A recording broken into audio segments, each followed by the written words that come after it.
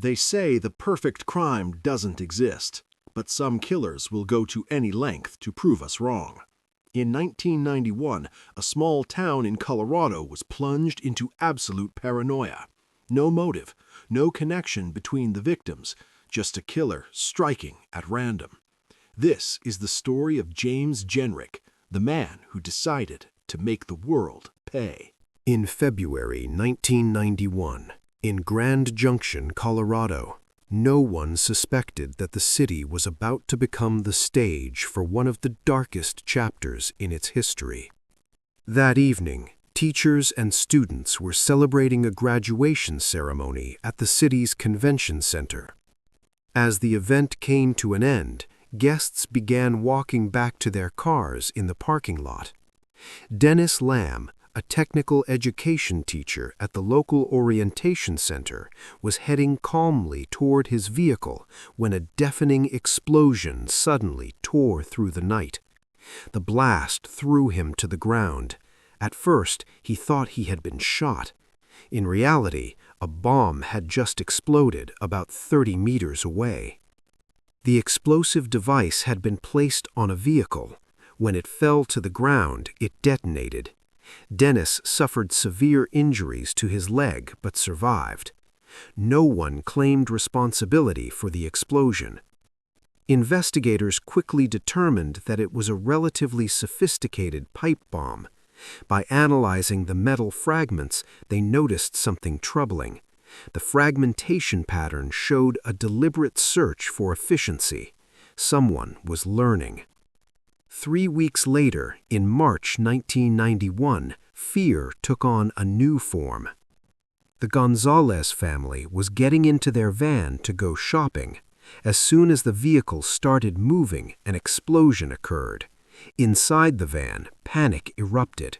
A metal rod, propelled by the blast, pierced through a seatback and struck 12-year-old Maria Gonzalez directly in the heart. When emergency services arrived, it was already too late. The bomb had been placed in the rear wheel well. The explosion occurred only 3 kilometers from the site of the first blast. Once again, there was no claim of responsibility, no apparent connection between the victims. Investigators began to consider the most terrifying possibility: a serial bomber striking at random. Analysis revealed that both devices relied on an extremely dangerous mechanism, a 9-volt battery connected to a mercury switch. The slightest movement triggered detonation. Transporting such a bomb without it exploding was an act of madness. The explosive power exceeded that of a handgun. For experts, one conclusion was unavoidable. Only a deeply unstable individual would take such a risk. Then, in May 1991, the third explosion plunged Grand Junction into full-scale terror. Henry Roble and his wife were leaving a restaurant when Henry noticed a package lying near their vehicle. He had no time to react. The explosion killed him instantly. His body absorbed the blast, miraculously saving his wife. Shrapnel was found up to 2 streets away. This was by far the most powerful bomb of the 3. The debris told a clear story: the same mercury switch, the same components, the same manufacturer's stamp on the metal end caps. The bombs were becoming more powerful. The bomber was refining his work. The victims had nothing in common: no financial motive, no personal vendetta, no targeted hatred. The killer was striking simply to kill. Anyone could be next. By studying the explosion sites, investigators realized the bombs had likely been carried on foot. Transporting them by car would have been far too risky. The search narrowed around the convention center. Police asked management whether there had been a disgruntled former employee, someone isolated, unstable. One name stood out: James Jenrick, 29 years old, a former dishwasher at the convention center cafeteria. He left his job months before the explosions. His background revealed minor thefts, acts of vandalism, violent outbursts, and an inability to function socially. In the first search of his room, no explosives were found, but investigators discovered a handwritten note scribbled on the back of an envelope. "Valentine's Day is coming and I still don't have a girlfriend. If no one helps me, I will kill an innocent person tonight."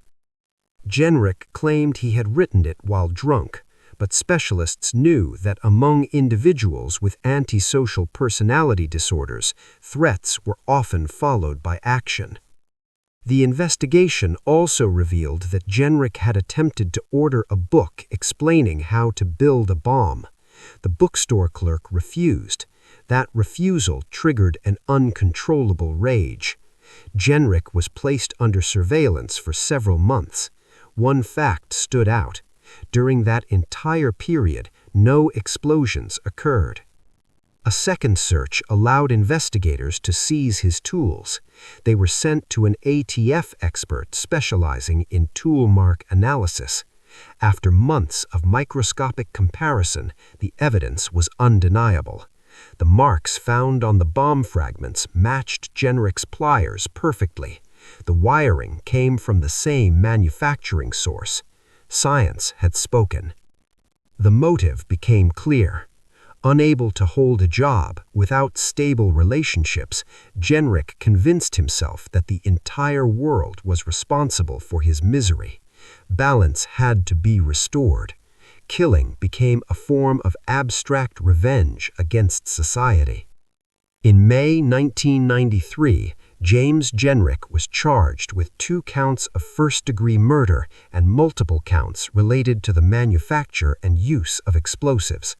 He was sentenced to life in prison. Investigators were convinced that had he not been arrested, he would have continued killing.